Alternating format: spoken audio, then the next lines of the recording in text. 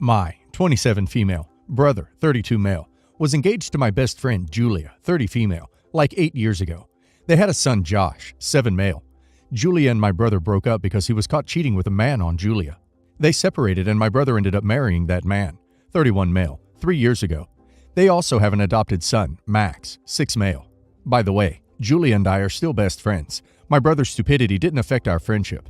I'm getting married to my wonderful fiancé Ben this October. Julia is of course going to be there since she is my best friend, and she has requested that I didn't invite my brother's husband because he makes her feel uncomfortable. I delivered the invitations 2 weeks ago, so I sent it to my brother.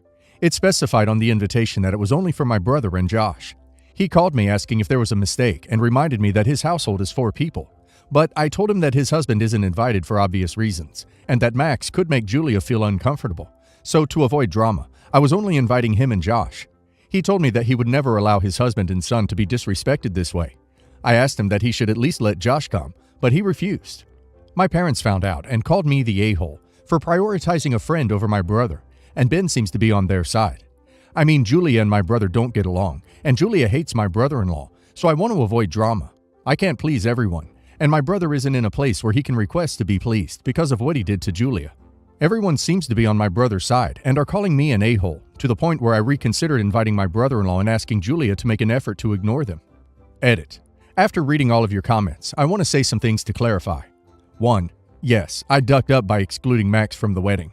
I'll apologize for trying to exclude this sweet little boy. We have decided that Max and Josh will be the ring bearers. Yes, we have too. 2. Ben invited brother-in-law anyway. Ben and brother-in-law are cousins, so brother-in-law is coming. 3. I asked Julia to make an extra effort to avoid them, and she says she'll try. 4. Someone asked me why Julia doesn't have custody. Well, it's because of her actual situation. Not going to get into more details for privacy. 5. Some asked me if brother-in-law and Josh get along. Yes, like father and son. He doesn't even know brother-in-law was the affair partner and the reason his parents broke up. 6. This doesn't mean I approve of cheating. It's just that I love my brother and I want him there, and Ben loves his cousin and wants him there too. Not the a-hole. My answer would be different if the dude wasn't the affair partner, but then I imagine Julia wouldn't take an issue with it if it hadn't happened. Plus, your wedding, your rules. You can invite whoever you want to the wedding, but you must be aware that this will ruin the relationship with your brother forever. If you haven't forgiven him for the affair, it's your choice. You're the a-hole because you have chosen to invite only one child. Your brother has 2 children, and the second child is innocent. You're the a-hole. If your brother cheating was such an issue, you wouldn't have invited him at all. Plus, you're letting your friend dictate who is and isn't allowed at your wedding, based on her comfort level. I mean, you literally uninvited one nephew because he's adopted, while requesting the other to attend because he's not. And your reasoning was because of her comfort. What about your nephew's comfort? Yes, both of them. How do you think being excluded from, being included in your wedding is going to make those boys feel? What kind of damage is that going to do to their relationship? What kind of message is that sending to Max and Josh and their place in your life? They're brothers, but you only inviting one tells them both that they're not. It also tells everyone else who you feel is your nephew and who isn't. Because you're only doing this for Julia, for one day, and not giving a damn about what happens for all the days after with those boys. My fiancé hates cheaters.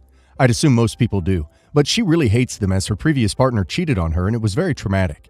They had just moved in together, and she was fantasizing about the wedding and having kids, and he blew that all up. She has zero sympathy for cheaters.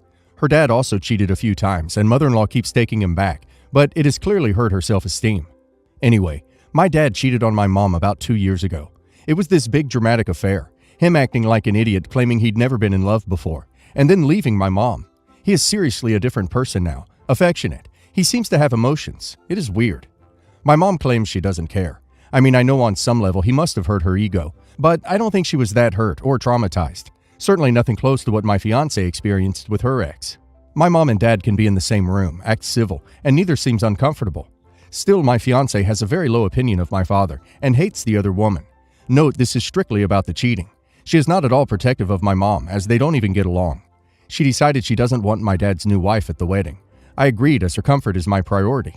We told my dad and he was furious and said he will not be coming. When my mom found out, she freaked and said everyone is going to think this came from her, and she asked for it. She said we had no right to do that, and we made her look like some pathetic scorned ex. I tried to reason with her, but she was pissed. She accused my fiancé of being overdramatic and said we had no right to have any opinion on her marriage ending.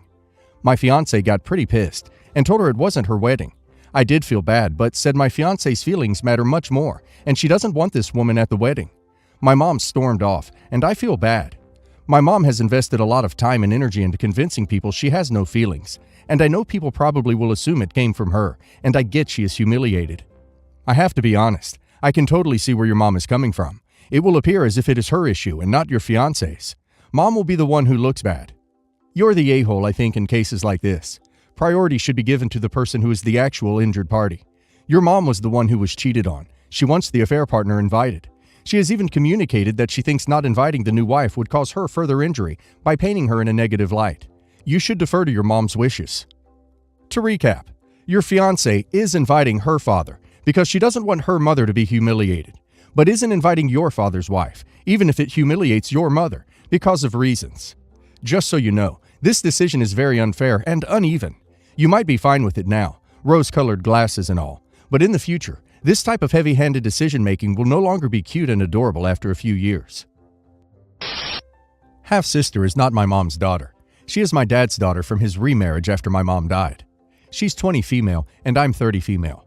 She's getting married in a few months and asked me for the veil for her wedding day. She told me she thought it would be nice to have something borrowed and to maybe start a tradition of passing it through the family. I told her I wasn't comfortable with her wearing it since it was my mom's veil and she's not my mom's daughter or stepdaughter. She told me she's still my sister and I should see it as sharing an important and sentimental piece of my wedding with her for her wedding. That I would get it back that night if it was important, but it would mean a lot to her. It still didn't sit right with me, so I said no. She asked our brother, my fool, her half, and he said he did feel that way and he didn't think mom would have liked to see her wear it. He also told her mom would have twisted in her grave if we did give it to her, after her mom tried to commandeer it when she married our dad, and given she never got over that, she'd probably try to wear it as well. She asked him why that would be such a horrendous thing, and he said because her mom is nothing to our mom. Half-sister responded that she's our half-sister, so something to our mom, and he told her not really. When she got nowhere with him, she came back to me and told me she would do anything to wear it. She told me she knows we don't see her as a full sister, but it would mean so much to her if I could share with her something that means so much to me. I still said no. She called me a B.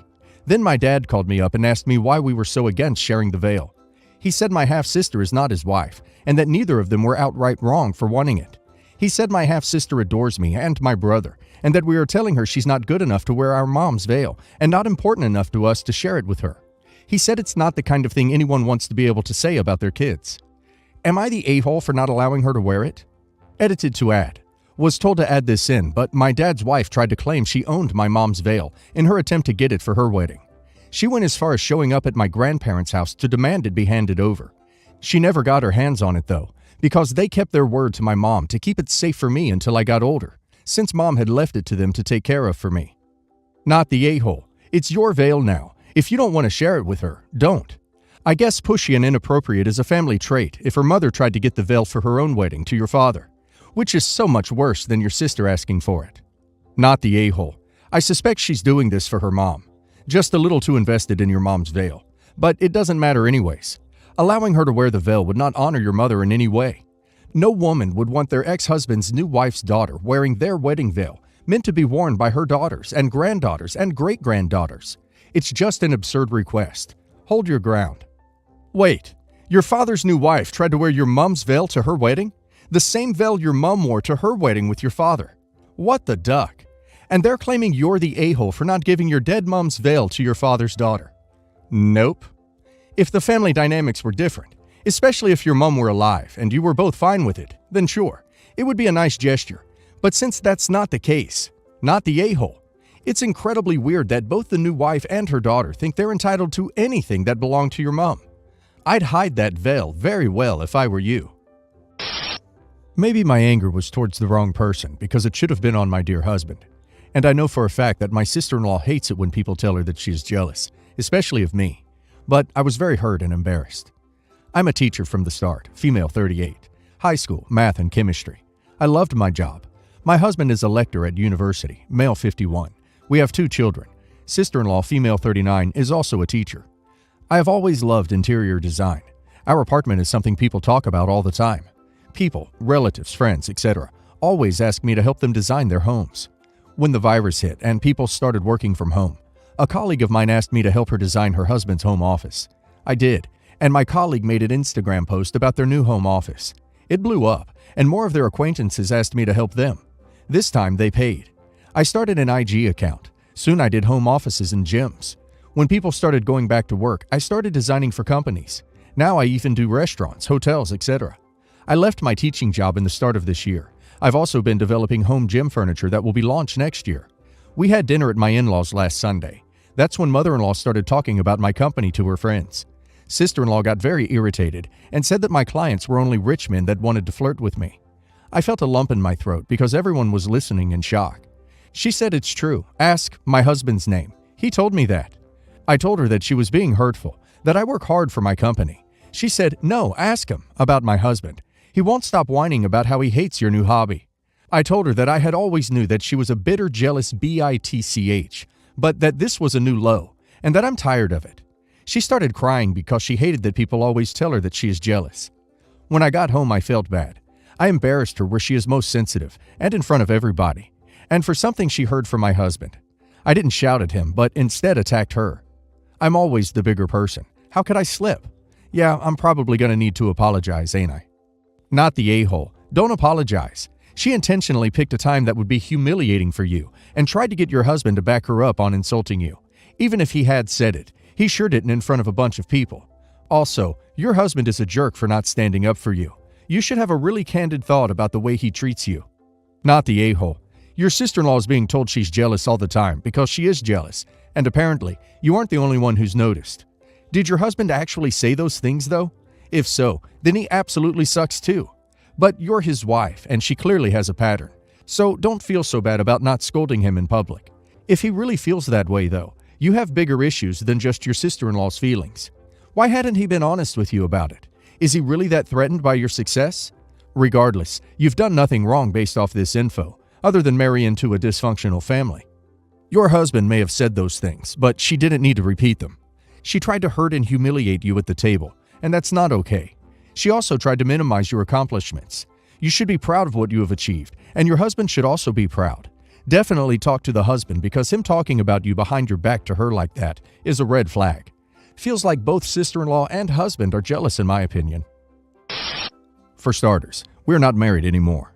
Her, 32 female, and I, 30 male, split well over a year ago. Our divorce was just finalized about 2 months ago. Her family lives across the country. Then, with virus, they hardly were ever around. And throughout our marriage, she only communicated with them once, maybe every 2 or 3 months. Seems like her sister came to visit the state, because my girlfriend and I ran into her at an outdoor mall 4 hours away from our city when we were doing a romantic weekend getaway. It was definitely awkward, since according to my ex and her Zoom calls with family, we were still married. So to her sister, this just looked like I'm out with another woman as a married man. She kept crap-talking me. It was so damn confusing. Then it clicked. My ex never told them we divorced. Her sister didn't even believe me, but I told her the whole story, and I don't know why she didn't tell any of them. I know telling the truth shouldn't be something you ask if you're the a-hole for. The reason I'm asking here is because my ex called me crying about how I humiliated her. She was working up the courage to tell her family we divorced. It was hard because her family doesn't believe in divorces. She said, instead of telling her sister, I could have directed her to talk to my ex instead. Then telling me it's the least I could have done after leaving her. So now she has to deal with her family knowing she lied, and taking her chance to tell the story herself about the divorce. So because of the way things played out for her, I'm asking if I'm an a-hole. For me, it was not wanting to be seen as a cheater, but exposing what she didn't tell them makes her seem like a failure, her own words, and a liar to top it off. Am I the a-hole? Not the a-hole. She almost actually succeeded in throwing you under the bus. You needed to clear your name. Your ex lying is not your problem. Her family crashing down on her is not your problem. I hope you got to enjoy the rest of your little getaway with your new partner, and this happening didn't sour the mood too much. Not the a-hole. She's the one that lied. Now that her lie was exposed, she's trying to find someone to blame. You had no way of knowing that she didn't tell her family, so you're not the a-hole. Not the a-hole. If your ex wanted you to maintain the lie she was telling to her family, she at least should have told you that she was lying to her family. Not that you would definitely have been an a-hole even then, but she can't blame you for not reading her mind.